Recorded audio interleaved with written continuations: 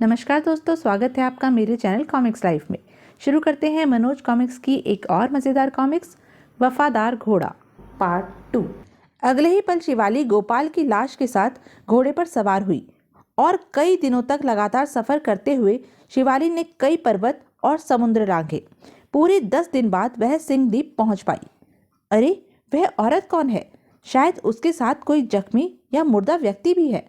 अभी मालूम हो जाएगा, पास आने दो। तुम कौन हो स्त्री? और यह मुर्दा सा दिखाई देने वाला व्यक्ति तुम्हारे साथ कौन है? क्या चाहती हो तुम? ठहरो, नीचे उतरने दो, फिर सब कुछ बताती हूँ। यह मेरे पति हैं। इन्हें इनके चचेरे भाइयों ने जहर देकर मार डाला है, इसलिए मैं फरियाद लेकर महाराज के पास आई हूँ। लेकिन तुम्हारे पति को तुम्हारे देवरों ने क्यों मार डाला है और वे कहाँ हैं? यह सब मैं महाराज को ही बताऊंगी। कृपया आप मुझे उनके पास ले चलिए और मेरे पति के शव को उठाने में मेरी मदद कीजिए। ठीक है राम सिंह, कृपाल सिंह, तुम दोनों शव को उठाओ। बहुत अच्छा। पहरेदार सैनिक गोपाल का शव उठाकर शिवाली के साथ राज दरबार में पहुंचे। सैनिकों, यह सब क्या तमाशा है? कौन है यह व्यक्ति जिसका तुम शव उठाकर लाए हो? महाराज, यह मृत व्यक्ति इस औरत का पति है। इसे इसके चचेरे भाइयों ने जहर देकर मार डाला है। ओह, क्यों स्त्री? क्या हमारे सैनिक ठीक कह रहे हैं? हाँ महाराज, मेरे पति वही व्यक्ति हैं जिन्हें आपने नील घाटी से चमत्कारी मटका लाने भेजा था। मेरे पति वह मटका प्राप्त करने में सफल भी हो गए थे, लेकिन वापस लौटते समय मार्ग में उनके चचेरे भाइयों ने षड्यंत्र रचकर हमें जहर दे दिया और मटका लेकर भाग गए। कहकर शिवाली ने सारी बात बता दी। हम कुछ समझे नहीं। जब जहर तुम दोनों को दिया गया था तो तुम कैसे बच गई? कहीं तुम हमें मूर्ख बना इनाम पाने की योजना बनाकर तो नहीं आई हो? ऐसी कोई बात नहीं है महाराज। मुझे आप कोई साधारण या ऐसी वैसी स्त्री मत समझिए। मैं सर्पलोक की राजकुमारी शिवाली हूँ। मुझे ऐसा वरदान है कि मेरी मृत्यु एक निश्चित समय पर ही होगी, उससे पहले नहीं। इसीलिए मुझ पर जहर का असर नहीं हुआ और मैं बच गई। भला बिना प्रमाण मिले मैं तुम्हारी बात पर कैसे विश्वास कर सकता हूँ स्त्री? क्या इसका तुम्हारे पास कोई प्रमाण है कि वास्तव में तुम्हें वह चमत्कारी मटका मिला और तुम सचमुच सर्पलोक की ऐसी देवी हो जिस पर अस्त्र शस्त्र अथवा किसी भी तरह के जहर आदि का असर नहीं हो सकता? हाँ महाराज, मेरे पास इन सब बातों का प्रमाण है और मैं अभी आपको दिखाती हूँ। कहकर शिवाली गोपाल की लाश पर झुकी और कुछ बड़बड़ाते हुए उसके सर पर हाथ फेरने लगी। जल्द ही, अरे वह तो जिंदा हो गया। आह, मैं कहाँ हूँ? ओह, अविश्वसनीय किंतु सच। उन्हें उनके किए की सजा अवश्य मिलेगी और तुम्हें तुम्हारा इनाम। लेकिन हम यह जानने के लिए उत्सुक हैं कि तुम्हारे अंग कैसे ठीक हो गए। ऐसा सर्पलोक में जाने से हुआ महाराज, और यह एहसान मेरे प्रिय घोड़े शेरा ने मुझ पर किया है। फिर गोपाल ने सर्पलोक पहुंचने तक की सारी बात बता दी। तो क्या सचमुच हमारा शेरा भी फिर से पहले की तरह भला चंगा हो गया है? हाँ महाराज, वह न केवल भला चंगा हो गया है, बल्कि आपको यह जानकर आश्चर्य होगा कि वह मनुष्य की बोली भी बोल सकता है, पानी पर और हवा में भी दौड़ सकता है।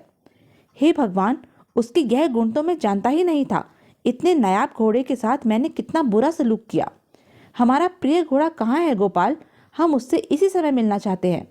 वह महल के बाहर द्वार पर है महाराज, और प्रहरी उसकी देखभाल कर रहे हैं। महामंत्री जी, आप तुरंत सैनिकों को गोपाल के चचेरे भाइयों को गिरफ्तार करने के लिए भेजिए। तब तक हम अपने प्रिय घोड़े से मिलते हैं। जो आज्ञा महाराज। महामंत्री ने तुरंत सैनिकों का एक दल गोपाल के चचेरे भाइयों को गिरफ्तार करने के लिए गोपाल के गांव भेज दिया। इधर राजा गोपाल और शिवाली के साथ महल के द्वार पर पहुंचा, जहां शेरा खड़ा था। आहा, मेरे प्रिय शेरा!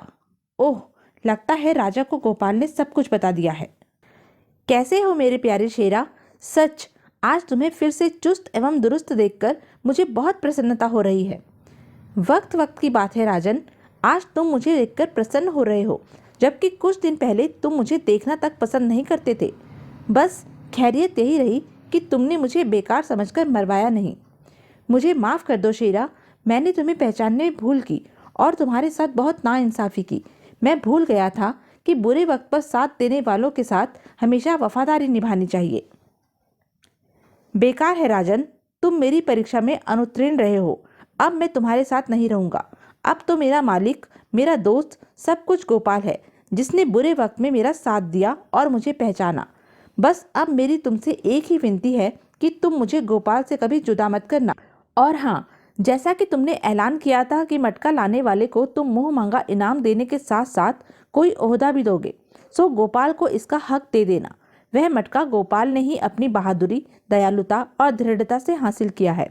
इस समय वह मटका इसके दुष्ट भाइयों के कब्जे में है। उसकी तुम चिंता मत करो शेरा, मैं अपना वचन जरूर निभाऊंगा। सैनिक उन दुष्टों को पकड़कर लाते ही होंगे। हाँ, मुझे इस बात का दुख और पश्चाताप जीवन भर रहेगा कि मैं तुम्हें दोबारा पा ना सका और तुमने मुझे माफ नहीं किया।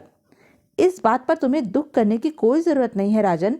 माफ तो मैंने तुम्हें उसी दिन कर दिया था जब तुमने मुझे मारने का आदेश न देकर अस्तबल में बीमार घोड़ों के बाड़े में रखने का आदेश दिया था। तुम्हारी इस दयालुता के कारण कम से कम मेरी जान तो बच गई थी। तुम्हारी जगह कोई और होता तो शायद मुझे मरवा ही देता। तुम्हारी ही दया पर और भी बहुत से बीमार एवं मरियल घोड़े आज भी जिंदा हैं, इसलिए मुझे तुमसे कोई गिला शिकवा नहीं है। तुमने मेरी आंखें खोल दी हैं शेरा।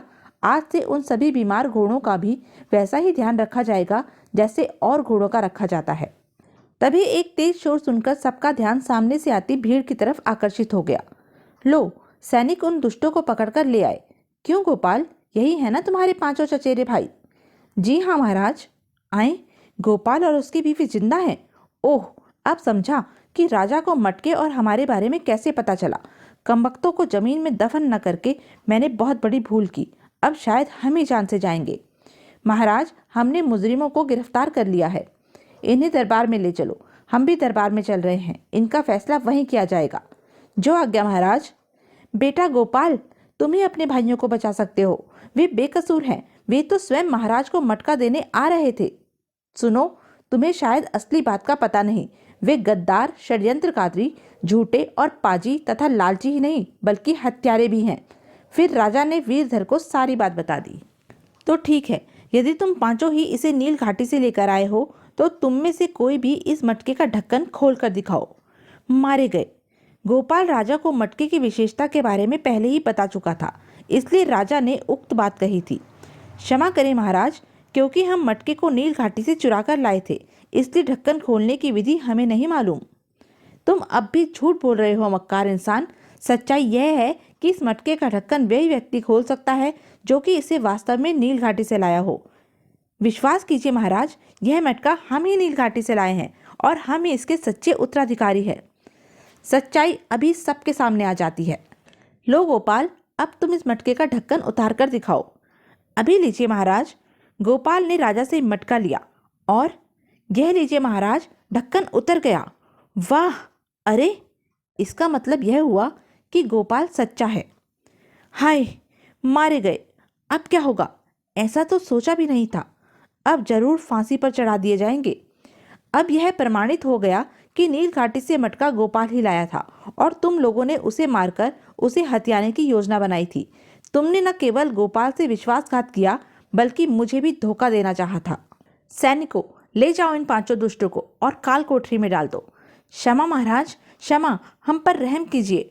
पांचों भाई खूब रोए धोए और गिड़गिड़ाए, लेकिन राजा का दिल जरा भी नहीं पसीजा और सैनिक उन्हें घसीटते हुए लेकर चल दिए। आह, सचमुच सारा दोष हमारा ही है। हमारे कारण ही हमारी औलाद बिगड़ी है। ठीक कहते हो जी। ना हम उन्हें बुरी बातें सिखाते, ना वे बुरे रास्ते पर चलते। अब तो हमें बाकी की जिंदगी रो रो कर ही गुजारनी पड़ेगी।